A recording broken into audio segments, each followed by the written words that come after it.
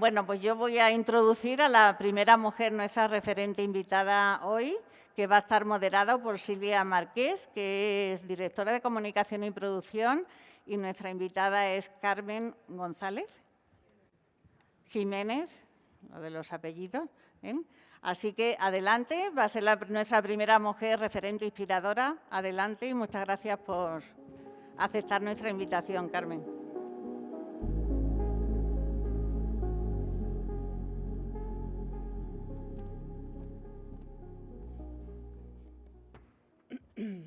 Hola, buenas tardes.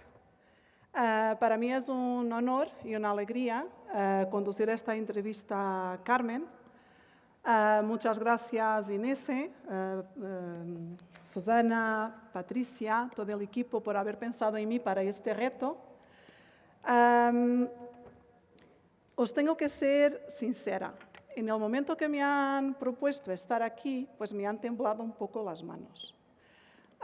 Carmen es una mujer con una fuerza y una actitud que impresiona. Ha vivido situaciones muy duras. Carmen ha sido víctima de violencia de género que tras una agresión en el 2010 la ha dejado en una silla de ruedas. También en el año de 2018 ha perdido un hijo, ha fallecido a las pocas horas de nacer. Y la verdad es lo que para cualquiera de nosotros el dolor provocado por estas situaciones nos hubiera paralizado. La verdad es que Carmen ha hecho algo extraordinario y ha podido convertir todo ese dolor en impulso y seguir adelante. ¿Cómo lo ha hecho? Pues ya nos lo va a contar ella. Tiene una historia de vida pues, fascinante, muy interesante. Os adelanto que dentro de este proceso de reconstrucción, el deporte ha jugado ahí un papel bastante importante y lo que empezó como una rehabilitación, al final se ha convertido en un propósito de vida y hoy Carmen es una atleta paralímpica de élite, campeona nacional de varias modalidades, pero su impacto o sus logros no se traducen únicamente en medallas. Carmen ha creado un proyecto que ha llamado Run for You Bruno, su hijo, que tiene un objetivo, un propósito bastante importante. Con este proyecto pues, se pretende impulsar la inclusión, dar visibilidad a la discapacidad y prevenir la violencia de género. Con esta reconstrucción personal de ella, de Carmen, pues la verdad es que también nos ha añadido valor social con este proyecto. Y bueno, Carmen, muchas gracias por estar aquí con nosotros. Un placer. ¿Se te parece? ¿Empezamos la entrevista? ¿Sí? Vale. Bueno, entonces, empiezo por preguntarte, desde la perspectiva que te dan los años, ¿cómo crees que nace tu fortaleza y cómo se puede entrenar esa fuerza interior que tú tienes? Bueno, yo creo que es un cúmulo de circunstancias y que además yo creo que tenemos todas, ¿no? No es, yo estoy hecha de la misma materia que el resto, no tengo huesos y carne y tendones como todo el mundo, no tengo nada especial. Y yo creo que es el devenir de los acontecimientos, ¿no? O sea, cuando me llamasteis para venir me hizo especial ilusión porque mi formación es actuarial. Yo estudié empresariales y actuariales en ICADE. Entonces, soy atleta paralímpica en la práctica, pero mi formación es actuarial, ¿no? Y pensé, bueno, qué bonito, ¿no?, que mezclemos así un poco pues todo, ¿no?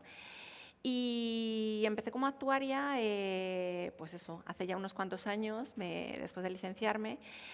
Y bueno, pues como has dicho, en el 2010 sufrí una agresión por el que entonces era mi pareja, que me tiró desde un tercer piso y bueno, pues las secuelas, algunas son visibles, otras son invisibles, que son las más importantes, y son con las que convivimos todas las mujeres que hemos sufrido la violencia, que es el miedo. ¿Pero qué? ¿Qué me hizo? ¿Qué es lo que ¿no? extraigo mirando atrás? Pues que yo creo que hay que tener paciencia. Hay que tener paciencia. Yo todavía no la tengo, ¿eh? Y con mis hijas menos. Pero hay que tener paciencia. Porque a veces te ves en situaciones que crees que son lo peor y no te das cuenta que a lo mejor son las puertas que te abren a un nuevo escenario, ¿no? Y es simplemente cuestión de mantener la calma, ¿no? Y de confiar y tener fe. Yo tengo mucha fe en la vida, ¿no? Tengo fe en la vida. Porque al final la vida siempre me ha tratado súper bien, siempre. Siempre me ha dejado en el mejor sitio donde me podía dejar, ¿no? Y ahora yo siento que estoy en el mejor sitio donde puedo estar, ¿no? Por eso, si yo fuera capaz de mirarme hacia atrás y cuando estaba en el hospital ingresada con la lesión medular, ¿no? Que yo llevaba 9 años trabajando como actuaria en una consultora, viajaba, entraba, salía, y yo pensé en aquel momento que era como el final de mi vida, pues me habría encantado que le pasaran un vídeo de todo lo que venía después, ¿no? Y eso me habría evitado muchísimo sufrimiento, porque me habría dado cuenta que lo que venía luego era muchísimo mejor que lo que había vivido y que de hecho mi vida comenzaba en ese momento, ¿no? Pero claro, yo no lo sabía y transité por un dolor que realmente fue innecesario, ¿no? Porque en ese momento no tuve la paciencia y la creencia de confiar en que lo que venía después era mejor, ¿no? Podemos decir que a donde otros veían un final, tú has visto un comienzo. Y yo también lo vi como el final, ¿eh? Claro. Pero la realidad es que era el comienzo, pero no lo supe ver. Por eso yo creo que eso es lo que no, es en lo que tenemos que abrir la mirada, no asumir que una circunstancia que quizá mucha parte de la sociedad, incluso nosotros mismos, juzgue como negativa, lo sea. No tiene por qué ser así.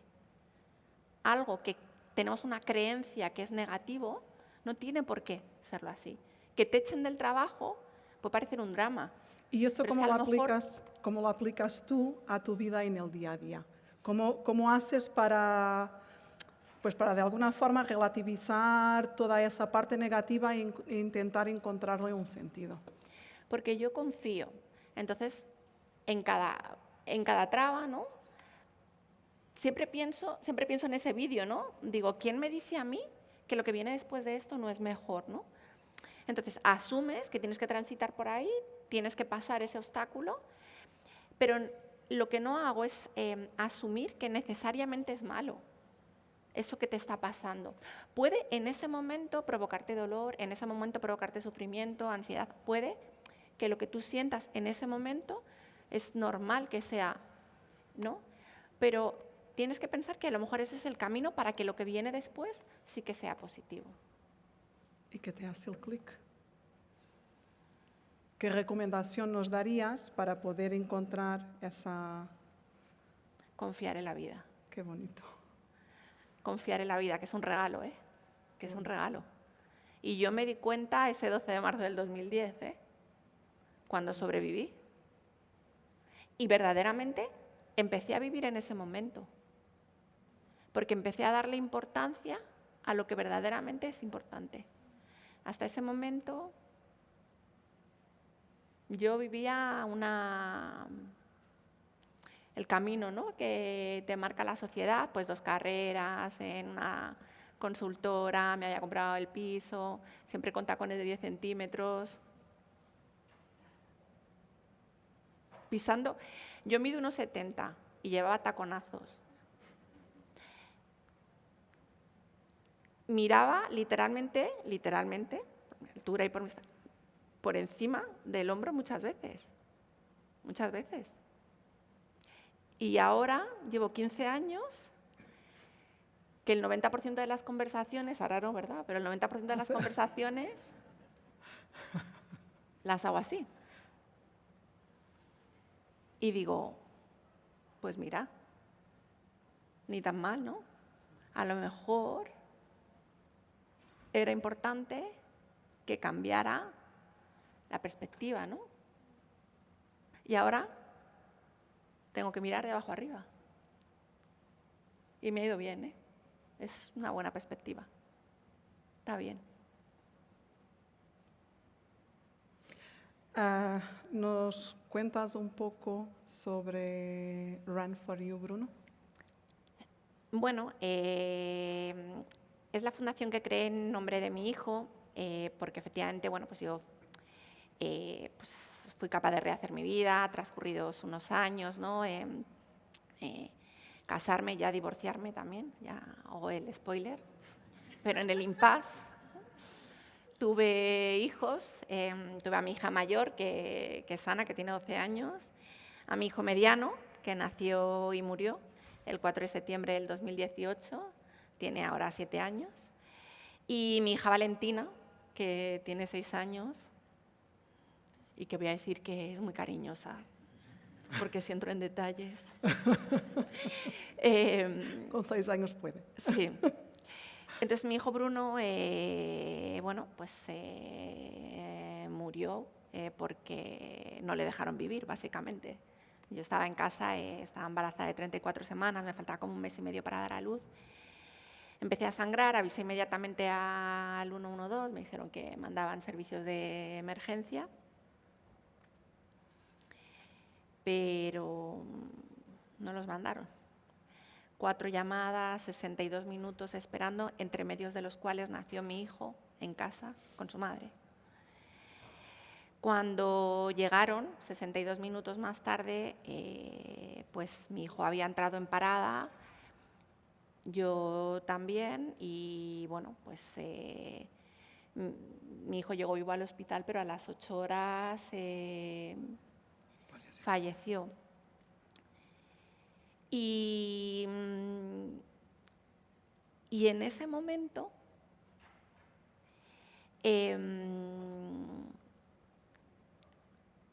me di cuenta de que hasta ese momento, como yo había sobrevivido a una agresión, había convertido el verbo vivir en el motor de todo y consideraba que vivir era lo más importante.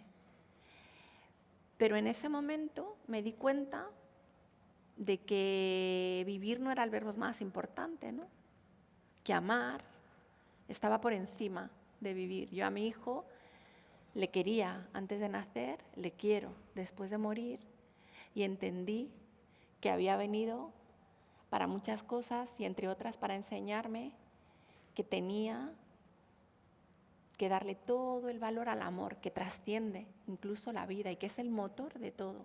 Y por amor a mi hijo empecé a correr, porque sentí que habían sido injustos, que no le habían permitido vivir, solo tenían que venir y llevarle al hospital, nada más.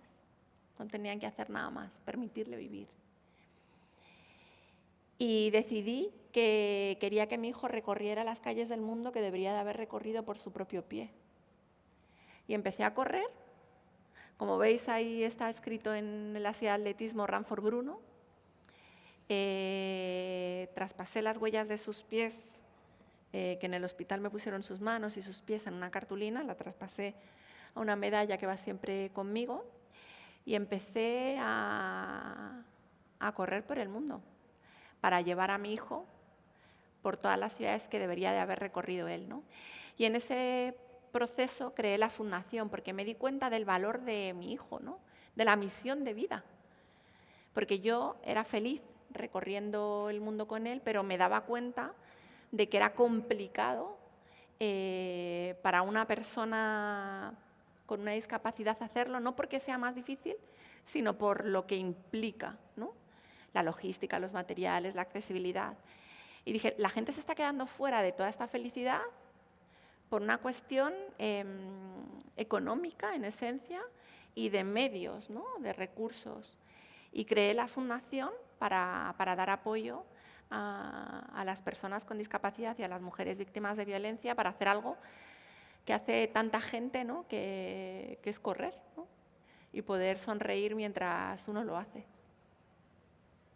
La forma como lo explicas y todo eso que has hecho parece súper sencillo de hacer, parece obvio, pero bueno, no es así. A mí me han dado la oportunidad de colocarte estas preguntas, pero estoy segura que de todos los que nos están escuchando, que con esta historia de vida que nos estás contando, que también tendrán alguna pregunta para colocarte o alguna reflexión para hacer en voz alta, pues si queréis, podemos abrir ese momento y podáis preguntarle a Carmen o reflexionar sobre algo que ella nos tenga contado ahora. ¿Os parece? Vale. Ana.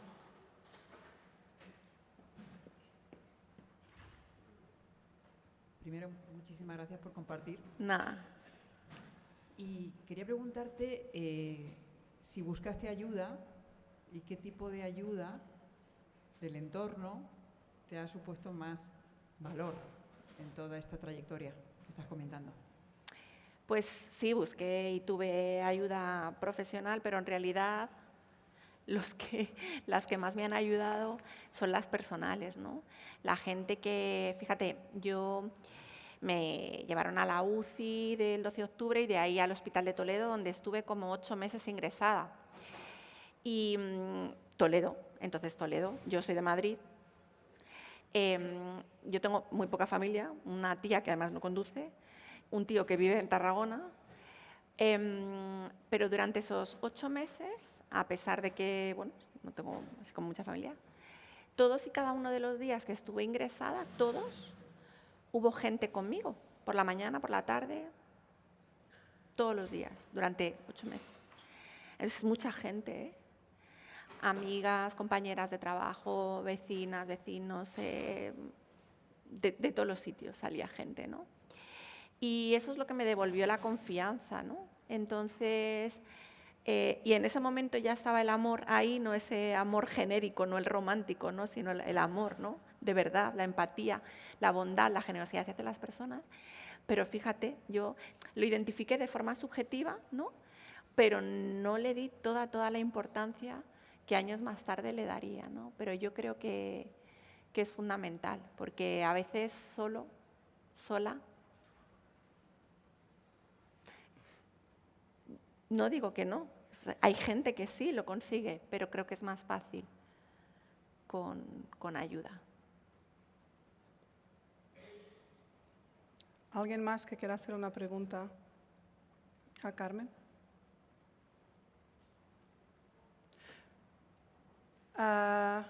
Bueno, si alguien mientras tanto se anima, puede levantar la mano. Pues yo aprovecho para preguntarte, y aquí tenemos 150 más o menos, bueno, 120, 150 personas. Algunas de ellas se estarán enfrentando a algún reto, algún gran cambio, alguna gran incertidumbre. ¿Qué les recomendarías para poder tomar una decisión y salir de ese sitio a donde están y poder seguir adelante? Yo creo que hay que tener confianza, ¿no? Y esperar que lo que viene después es mejor, ¿no? Siempre tenemos una tendencia a eso, a lo negativo, a creer que las cosas son un drama, ¿no? Y el por qué es terrible, ¿no? ¿Y por qué a mí? ¿Y por qué esto? ¿Y por qué? Que es una situación, además, muy improductiva, porque no todo tiene respuesta, no todo tiene un porqué, ¿no? No vale, ¿por qué muere un niño, ¿no? ¿Por qué muere un bebé? Es que no. Yo creo que el para qué, sí, ¿no? Entonces, a veces yo creo que tenemos que reflexionar para qué. ¿Para qué nos vale esto, ¿no? Por lo que estamos pasando, ¿para qué? Y eso sí que es finalista, eso sí que te conduce a lo que hay luego, ¿no? Y en ese para qué, yo creo que es donde tenemos que contestarnos en positivo y confiar y decir, pues, para que venga algo mejor. E incluso visualizar, ¿no? Eso que decía yo, ¿no? Antes ese vídeo. Yo creo que cuando se les olvide, pues, que recuerden, ¿no? Si cuando yo estaba en el hospital alguien me hubiera puesto un vídeo de mí misma, ¿verdad? Se me habrían pasado todas las penas. Pues es que eso aplica para cada una de nosotras, ¿no? Visualicemos que hay un vídeo después que es justo lo que nos hace felices. Y eso yo creo que te conduce, ¿no? Te acerca. Bueno, yo aquí en esta breve conversación contigo ya me llevo cosas bastante importantes.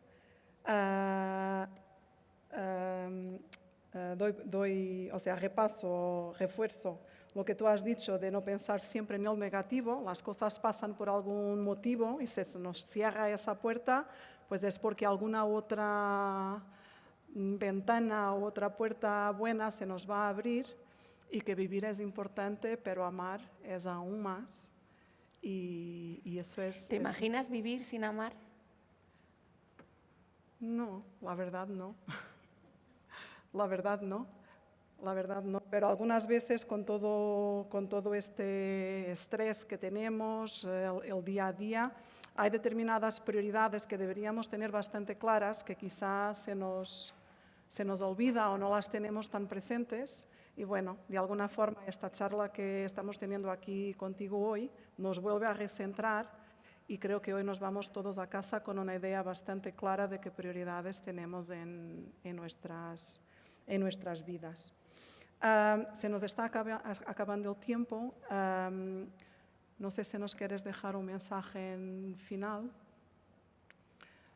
si quieres reforzar algo de lo que nos has contado. Bueno, que la vida, verdad, para todas y todos es inesperada. Se dan por sentadas muchas veces muchas cosas, ¿no? Y muchas situaciones. Creemos que todo va a seguir así siempre. Y es real que la vida cambia sorpresivamente y no necesariamente tenemos que asumir, ¿no? Que esos cambios, aunque a priori nos cueste, van a ser negativos, ¿no? Y que yo pasé de ser actuaria a maratoniana por el mundo, así que cualquier cosa, ¿verdad?, está al alcance. ¿Quién me lo iba a mí a decir? Entonces, bueno, pues que la vida está llena de oportunidades y que hay que aprovecharlas. Pues yo creo que no podríamos haber empezado esta sesión de mejor forma. Muchísimas gracias, Carmen, por compartir tu historia con nosotros, con nosotras. Eres una inspiración y hoy nos vamos a casa seguramente todos a pensar en lo que nos has compartido aquí. Y tú has empezado a entrenar. Sí, justo. Le damos una salva a Carmen.